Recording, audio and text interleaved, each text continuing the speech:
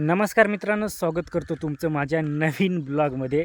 तर संध्याकाळची वेळ आहे आणि आपली पण संध्याकाळची म्हणजे फिरण्याचीच वेळ आहे. तर चला निघूया आपण ब्लॉग शूट करण्यासाठी. जे काही तुम्हाला दिसणार आहे, म्हणजे जे मला काही दिसणार आहे ते तुम्हाला मी आजच्या ब्लॉगमध्ये दाखवण्याचा प्रयत्न करणार आहे मित्रांनो. तर चला आता फिरण्यासाठी. तर मित्रांनो, आपल्याला ह्या ओहळाच्या त्या बाजूला फिरायला जायचं आहे. तर हे पहा, ओहळ एकदम सुकलेला आहे आणि उन्हाळ्याचे दिवस चाललेले आहेत, त्याच्यामुळं एकदम कोरडं ओहळ झालेलं आहे. थोडं थोडं पाणी आहे त्याला.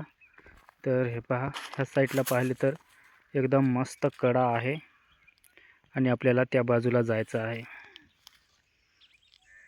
आणि मित्रांनो, आपण पोहोचलो आहोत आता ओहळावर. आणि हे पहा, एवढं पाणी आहे. तुम्हाला मी वरतून दाखवलं होतं की पाणी एकदम कमी आहे. आणि हे पहा, ह्या ठिकाणी एवढं पाणी आहे मित्रांनो.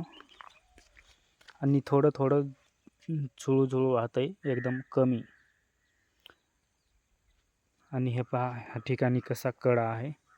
ह्या कड्याला सवत कडा असे म्हणतात. तर हो पहा, कडा कसा दिसतो ते.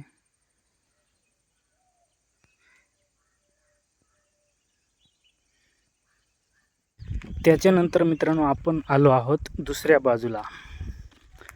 तर ह्या साईडनी कसं नेचर दिसतं कड्याचं ते आपण पाहणार आहोत. त्याच्या आधी ह्या साईडला तुम्हाला मी दाखवतो. हे पहा मित्रांनो, अशा पद्धतीने नेचर आहे. संध्याकाळचं नेचर एकदम मस्त वाटतंय. आणि हे पहा, ह्या ठिकाणाहून तुम्हाला मी आता नेचर दाखवणार आहे मित्रांनो. हे पहा, अशा पद्धतीने. आणि तुम्हाला मी थोडं चांगल्या बाजूने दाखवण्याचा प्रयत्न करतो. हे पहा, ह्या साईडने कसं व्ह्यू दिसतो.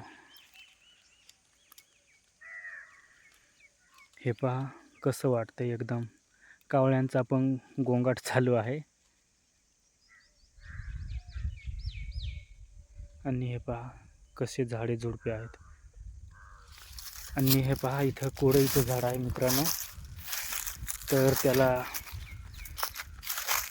शेंगा पण आलेल्या आहेत आणि फुलं पण आलेले आहेत भरपूर. तर हे पहा, कोरईचे हे आहेत कोरईचे फुलं आणि ह्या शेंगा मित्रांनो. हे एवढं झाड आहे. तर चला आता फिरायला आपण पुढे जाऊया. आणि मित्रांनो, कड्यामध्ये उतरण्यासाठी ह्या बाजूला जागा आहे आणि पायवाट आहे मध्ये उतरण्यासाठी. तर तुम्हाला मी वरतूनच दाखवतो थोडं. हे पहा, ह्या साईडला इथून उतरण्याची जागा आहे आणि ह्या साईडने माणसं खाली खाली उतरतात. तर हे पहा, कसा नेचर दिसतो ते ह्या साईडने. आणि हे पहा, आणि ह्या आंब्याला मित्रांनो खूप आंबे येतात दरवर्षी, पण ह्या वर्षी काय झालं काय माहीत. हे पहा, एकही आंबा नाही मित्रांनो ह्या वर्षी. ह्या आंब्याला खूप मोठा आंबा आहे. तर याचे आंबे पिकतात त्यावेळेस खूप चांगले लागतात, पण मग ह्यावेळेस आलेच नाही. तर मित्रांनो, आता इकडे आपलं फिरून झालं. अजून आपल्याला भरपूर लांब जायचं आहे. तर जाऊया आता त्या बाजूला. परत खूप लांब जायचं आहे अजून.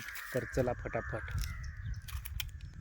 मित्रांनो, आपल्याला आंबे दिसले नाहीत, पण एक एक आंबे मला आता दिसले आहेत. हे पहा, मला वाटलं आंबे नाहीच आहेत, पण हे पहा, कुठं मोठे एक एक आंबे आहेत.